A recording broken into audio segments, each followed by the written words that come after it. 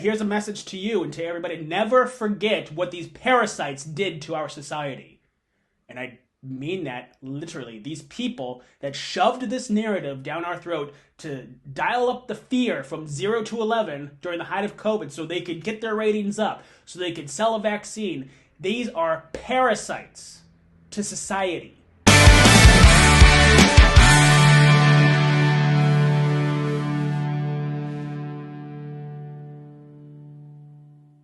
Hello and welcome to A Plea to Humanity, a podcast dedicated to transferring power back to the people.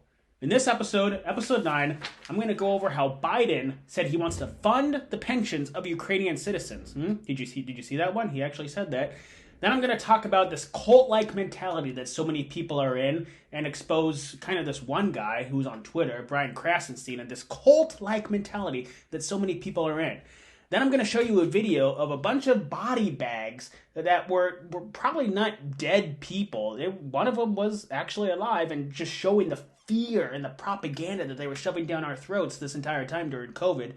Then we're going to talk about how we need to fund Ukraine to deter the CCP. That's what Mike Pompeo said.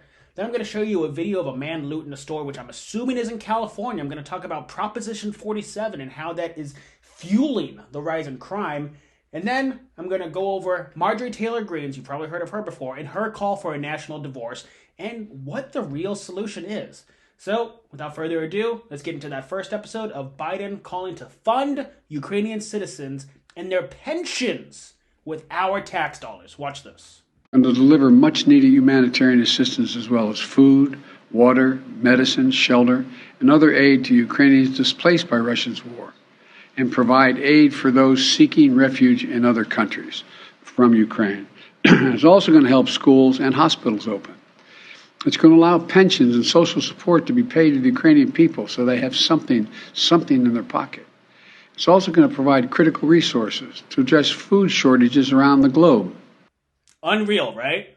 You can be, I get it. You want to deter Russia if you're pro funding the Ukrainians with our tax dollars. You want to stop Russia. You want to stop the war. You have that mindset. I get it. But this is a guy, the president of the United States, literally, did you hear what he said? Literally just said he wants to use your tax dollars to fund the pensions. The pensions. That's financial stability of Ukrainian citizens. We're not talking about humanitarian assistance. I'm all for that. Let's get the women and children out. Let's supply them food and water. Everybody should be for providing the Ukrainians humanitarian assistance during this hard time. Now, he's not talking about sending military aid, using your tax dollars to send military aid to fight their war. He's talking about using your tax dollars to fund their pensions. Meanwhile, what is it? How many Americans can't afford a $400 emergency? How many Americans are sleeping under a bridge? How many Americans are homeless? How many veterans are committing suicide every day? And he wants to use your tax dollars to fund the pensions of foreign citizens, of Ukrainian citizens? If that's not treason, I don't know what is. If that's not treason, I do not know what is. Give me a break. This should outrage everybody. This should outrage people on the right. But come on, if you're on the left, if you voted for Biden, come on. Let's just understand, agree. This is too far. This is too far. We should all look at this and be like, no, I don't want my tax dollars to fund the pensions of a Ukrainian. I don't even have a pension, right? I'm saving for my own retirement. And my tax dollars are going to go fund the pensions of Ukrainian citizens? Absolutely not. Our American government, our government, the Biden administration, has turned their back on the American people. You've heard about the Ohio disaster, the trail derailment and the explosion, and how, Secretary of Transportation Pete Buttigieg 3 weeks later shows up for an early meeting with the officials down there, doesn't even talk with the people. Biden just recently announced that he's not even going to go. But on President's Day, when it actually happened, when that explosion happens, he was quick to go to Ukraine to give him another $50 million or $100 million or whatever it was. We have a government that has turned its back on the American people. This is borderline, if not treason, to the American people. Now, we're going to shift gears here to this tweet. This is, Okay, if you don't like Trump, I get it. If you like Biden, I get it. That's fine. But take a look at this. This is Brian Krasenstein, who has hundreds of thousands of followers on Twitter. This tweet got 37,000 likes and 3.6 million views. I'm not going to read the whole thing, but he's talking about how he's accusing Trump of going to Ohio to help the people of East Palestine, while, he's giving Biden an excuse for not going. So Trump, who claims to be a billionaire, sent 13 pounds of Trump water and some Goya beans and cleaning supplies to East Palestine worth approximately $10,000. Blah, blah, blah, blah, blah. Yet Trump supporters are asking, where's Biden? Biden is literally coming from a war zone where he stood up against a dictator in support of democracy. The same dictator that Trump claimed. Okay, whatever. That is cult-like mentality. Again, regardless of how you feel about Trump, regardless of how you feel about Biden, Trump literally went to East Palestine to provide aid for the people there. Biden literally did not. And Biden is literally using your tax dollars to fund a foreign war that we shouldn't even be in there. We should not even be funding that war, to be perfectly honest, all right? It's not what you think it is. You see what I'm saying? And you have this guy who is in a cult. This isn't a biased viewpoint. This isn't a hey, you've got your viewpoints, I've got my viewpoints. This is a cult. Again, Trump literally spent his own money to go help the people of East Palestine. Biden is literally using your money to go help fund foreign citizens and wants to use your tax dollars to fund their pensions. Do you see what I'm getting at? You see what's happening here. So I'm not saying that Trump is a great guy or whatever like that. I'm not saying he's the end-all be-all. I'm not saying he's the solution, but this is cult-like mentality. This is what the people need to understand is happening. Now, we're going to watch a video here of I remember seeing this a couple years ago. This, in the height of COVID-19 fear porn, of all the fear that they were trying to shove down our throats, I remember watching this. I believe it was CNN, but the video was cut off in a way you can't really see who the news organization was, but I believe it was CNN, and how there's a news reporter, and in the background you see all these body bags, but one of those body bags, there's a dude in one of those body bags that is very much alive. The wind is blowing. Watch. 59 people killed, at least 149 people wounded. Those numbers are going to go up. There's just no question about that. I mean, you have fierce fighting in a number of locations around the country. You mentioned Chernobyl. Russian forces quickly overtaking that area. We understand they are still in control. The other thing that went down today that was of huge importance was Russian paratroopers went into an airfield 15 miles outside of Kyiv, and for a short period of time this afternoon. Did you see how that lady rushed over there? Was like, and probably telling them, "Oh, you're supposed to be playing dead. You're supposed to be playing dead. Here's a message to you and to everybody. Never forget what these parasites did to our society." And I mean that literally. These people that shoved this narrative down our throat to dial up the fear from 0 to 11 during the height of COVID so they could get their ratings up, so they could sell a vaccine. These are parasites to society. Parasites to society. These are not people that we have disagreements with. These are not people that, I disagree on your tax policy and whatever, okay, we can agree to disagree. These are parasites who want to do no good to society, who want to destroy civilization. These are parasites, and we need to treat them as such. These are not people that we're going to agree to disagree, right? These people need to be thrown out of the village. These people need to be thrown out of the town square. And we need to expose them for what they did. Remember how Project Veritas exposed CNN and how they said they want to use climate change as the next fear propaganda to boost their ratings? That was actually something that they uncovered. It was a senior producer from CNN that was like, "Hey, we used COVID to boost fears to get our ratings up. Now we're gonna do is the climate change and the climate alarmism to boost our ratings." Parasites. It's very, very sad what's going on. Next, we have Mike Pompeo. China wants Putin to win. The best way to deter the CCP is to help Ukraine defeat the Russians. Oh man, warmongers are going to warmonger. Okay, so I guess we have to give $100 billion to Ukraine. Let's just keep pumping the money. Let's $200 billion, $300 billion, $1 trillion. Why stop there? Let's send all the money in the world. Let's just abolish our savings accounts. Let's take all of our money out of our 401ks. If it stops the CCP, If it stops Putin, then there's no limit to what we're going to do. Let's just destroy our economy. Let's just destroy everything in the process, right? That's essentially what they're saying without even saying it. We have to unfiltered assistance. Give it all to them. Absolutely not. This is fear. This is warmongering. We have no business to be sending military aid to Ukraine. We have absolutely no business. And this is just Mike Pompeo saying, oh, let's just keep doing it. While, because we need to stop China, right? Give me a break. Give me a break. This is absolutely insane what's going on here. What we're dealing with as the people, the propaganda that we're dealing with. It's insane. I mean, I can give you a quick blurb as to this whole Ukraine, what's going on with Ukraine. There's a lot of people out there that think that, oh, Putin's just a madman and he woke up one day and decided to invade Ukraine. That's not true. Ukraine used to be part of the Soviet Union. I get it. Russia recognized Ukraine as a sovereign country in 1991, I think it was. But the land that is Ukraine used to belong to the Soviet Union before the Soviet Union collapsed, obviously. And now all this is this invasion into Ukraine from Russia, the previous disputes, the previous invasions. Remember during the Obama administration, Putin invaded Crimea, I believe it was. This is just a territorial dispute. This is not Putin's not the next Hitler, okay? He's not going to invade, let's just say he does take over Ukraine. He's not going to invade NATO. After that, by the way, Ukraine's not part of NATO. So many people out there think that Ukraine is part of NATO, but it's not. Okay, so Putin, let's just say he does take over Ukraine. He's not going to invade Europe. He's not the next Hitler. Okay? This is a territorial dispute. All Putin wants is the land that once belonged to Russia. That's it. Now, I'm not justifying the invasion. I'm not justifying the war, but that's all this is. And we, as a country, as the United States of America, have no business in fueling that war by giving them military assistance. I get it. You want to supply humanitarian aid, get the women and children out, give them food and water, all for it.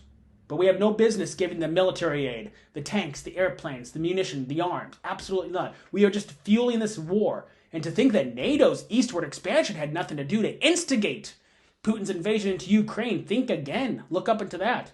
NATO's eastward expansion, instigating Putin's invasion into Ukraine. Yes, absolutely. Again, this whole Ukrainian invasion is not what you think it is. So, I've got 2 more things to show you in this episode. Have you heard about Proposition 47? Actually, let me backtrack. So, I'm sure you've seen videos on social media of people looting stores, just maybe taking things off the shelves and walking out. That's more than likely either California or New York City to be specific. But here in California, we passed Proposition 47 back in 2014, also known, ironically titled, the Safe Neighborhood and Schools Act. And what that did is it reduced the status of certain crimes from a felony status to a misdemeanor status. One of those being theft of personal property under $950. In other words, you and I could now, in reality, go to a store in California, in the entire state of California, go steal stuff, as long as that value of what we stole is under $950, if we get charged with that, it won't be a felony. It will be a misdemeanor. Imagine that. And imagine thinking that that's not going to fuel crime or give people, oh, I can go steal stuff, and if I get caught, I'm only going to get a slap on the wrist. All right? This is a literal piece of legislation that was passed in 2014. Proposition 47. Look it up. This is what the California Democrats are doing to the state of California. You want to ask yourself why crime is rising so much in California and why we're seeing so many of these videos on social media of just people going to stores like CVS and just loading up their backpacks and suitcases and walking right out. This is the stuff of how civilizations collapse. When law and order goes out the window, civilizations collapse. Okay? When power centralizes in one location, we're going to get into that in the next and final segment. Civilizations collapse. Nations collapse. Empires collapse. Obviously, America's not an empire, and America's a nation. But when law and order goes out the window, when too much power centralizes in one location, again, next segment, this is the stuff of nations ending. This is the stuff of civilizations ending. And we're seeing it unfold in real time. This is very, very. I don't want to mean to scare you or drive up that fear like CNN does, but this is real stuff, and we need to start preparing for the worst. If you're not ready for God, who knows? Who knows what could happen? Be prepared for the worst. Be prepared. That's all I'm saying. I'm not trying to scare you, not trying to drive up that fear level. But yeah, this is very, very scary stuff, what we're seeing. So, last and final segment is Marjorie Taylor Greene. You might have heard of her. Is calling for a national divorce. This tweet went pretty viral. Got 3.3 million views right now. Almost 20,000 likes. And there's a thread. So if you want to, there's a, we're going to go over the first tweet, but we're not going to go over every single tweet in the thread. If you haven't seen it yet and you want to go check it out, go to my social media, click the link in my bio, subscribe to my Substack, and in there I talk about the thread and what Marjorie Taylor Greene said if you want to see the entire thing. But anyway, we're just going to go over it briefly about her on her first tweet right here. Why the left and right should consider a national divorce, not a civil war, but a legal agreement to separate our ideological and political disagreements by states while maintaining our legal union. Okay, definition of okay, she goes on and on. Tragically, I think we, the left and right, have reached irreconcilable differences. I'll speak for the right and say blah, blah, blah, blah, blah. Okay, cool. So, right off the bat, you have people like Liz Cheney and Mitt Romney accusing Marjorie Taylor Greene of, or not just Mitt Romney and Liz Cheney, but you got pretty much everybody on the left that's yelling at Marjorie Taylor Greene and saying, traitor, she wants secession. She's clearly not, right there off the bat. I don't want a civil war, but a legal agreement to separate our ideological and political disagreements. So, right off the bat, she's not calling for a secession. She's just saying, peaceful national divorce, okay, blah, blah, blah. But the ironic thing, what's the ironic thing about this? And the irony, and I wrote about this in my Substack, go to corbinsable.substack.com to subscribe, we would not be in this situation had we just followed our Constitution this entire time. History lesson. Well, just Constitution lesson 101. Here we go. Our founding fathers broke away revolted against the British Empire. Not just the British Empire, but they revolted and declared independence from a centralized authority. Okay? People think it's like overtaxation and stuff like that. Yeah, that was part of it. But the biggest thing that fueled our revolution and declared our independence from the British Empire was just centralized authority. Too much power and authority rest in one place. So as a result, when our founding fathers first wrote the Constitution, it wasn't the Constitution, it was the Articles of Confederation, which preceded the Constitution.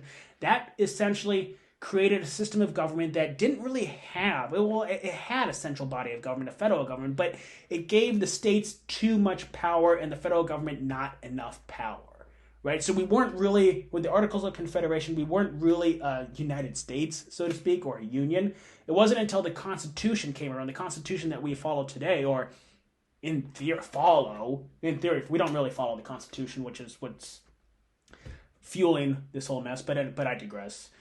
The Constitution was set up in a way to give the federal government a central body of authority, few and defined powers. Few and defined. So, if you go to Article 1, Section 8 of the U.S. Constitution, you will see everything the federal government can do. The federal government can fund an army, they can establish federal courts, they can coin money, they can, punish piracy? Piracy? Did I say that right? Hopefully. And that's it.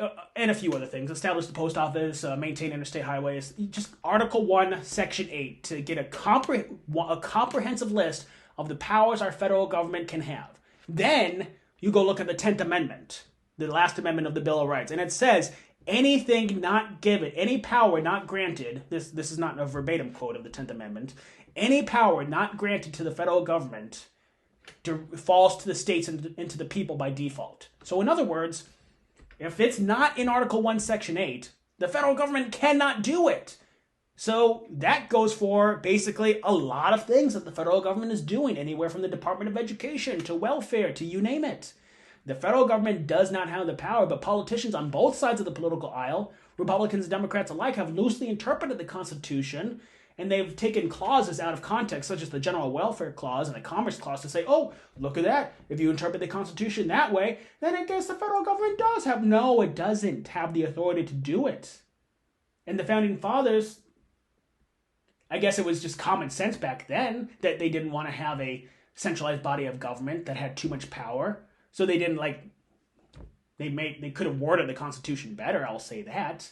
But no. Our federal government needs to have few and defined powers, and what Marjorie Taylor Greene here is saying by a national divorce just means we need to take that power that the federal government has taken from the states and the people and transfer that power back to the states and people. Remember, governments work best when it's closest to the people. So the meat and the potatoes of our republic the decisions should be made at the local level, the city council level, the mayor level. And then as governments get farther and farther away from the people, county governments, state governments, federal governments, that's the big stuff, the stuff that the few and defined powers, right? So, what is happening here? Over the past, 100 years, 150 years or so, power has been gradually transferring to the federal government. And as I mentioned before, when too much power rests in one centralized body of government, nations tend to collapse. Empires tend to collapse. Civilizations tend to collapse. Couple that with how law and order is essentially being thrown out the window in places like California, New York. And I don't think our future is looking bright. Again, I'm not trying to scare you. I'm not trying to up that fear level. But this is, had we just followed our Constitution, had we just kept the federal government intact with few and defined powers to keep our nation intact, we would not be in this situation, because right now what we're seeing is we have people on both sides, politicians on the left and the right, and people on the left and the right trying to impose their worldview on the rest of the country. How does that make sense? That doesn't make sense, right? Why would I want to impose my worldview on people in Wyoming or New York or Florida or whatever? It doesn't matter, right? We should have essentially 50 sovereign states, 50 little mini countries, all united under one government that funds the Army and the Navy, that keeps our union intact. That's the job of the federal government, is to keep our union intact and deal with foreign affairs. Everything else, literally everything else falls to the states and local governments and to the people by default. And again, when decisions are made as close to the people, that's when the people are most empowered. When decisions are made in a far-off land of Washington, D.C. and 535 politicians, that's when the people are least empowered. And that's exactly what's happening. We need to go back to our roots and remember federalism. Federalism will save this country, will empower the people. If we could just get the power out of the federal government and transfer it back to the states and to the people. That's what it is. That's what we need to do. And that's all Marjorie Taylor Greene is saying. I mean, among other things, if you go read her thread, she's saying a lot of I'll just leave it, say interesting stuff, right? But that's it. That's it. Had we followed our Constitution, had we remembered our history, had we remembered what our founding fathers revolted against and fought a war against and declared their independence from, we would not even be in this mess. I've said it not on this podcast before, but really, we shouldn't care too much who our president is. We shouldn't care too much who our Congress members are, because their power should be few and defined. But it's not. We're living in the inverse reality of how our founding fathers created our country. We're living in the inverse, in that everything does start from our federal government, and that does impact the states. No. We need to do things like abolish the Federal Reserve, abolish the 16th Amendment, the federal income tax, transfer that power back to the states. And I feel like I can ramble on and on and on about this forever, so I'll close it at that. But I wanted to share with you this meme that I saw I shared it to my Instagram. Follow me on Instagram, @CorbinSable, on Twitter, @CorbinSable. This is a top shelf meme. For those listening on audio, the top picture is 3 people. The first person has a caption that says, "People living paycheck to paycheck." Behind that person is another person holding a gun to his head, and the caption is "Landlords living month to month." And behind that person is another person holding a gun to that person's head, and it says "Banks and corporations living bailout to bailout." And the bottom picture is the guy in the balcony with a sniper rifle with a gun to all their heads, and the caption is "U.S. government living war to war." That's deep. That's a top shelf meme. And that's interesting. See, again, they have us pitted against each other. Meanwhile, the government is bailing out the corporations fueled by the banks, and there's just so much corruption. Meanwhile, we're over here arguing about climate change and vaccines and things that really do not matter. Meanwhile, the Federal Reserve is just printing trillions of dollars into existence, deflating our currency, leading to hyperinflation, which is going to lead to the collapse of the American nation that we know and love today. No big deal, right? All right. I'll leave it at that. Thanks for watching. My plea to humanity is to pay attention to the bigger things that are happening around us. Pay less attention to the things that don't matter. And thank you for watching A Plea to Humanity, Episode 9. I'll catch you next time. Have a good day.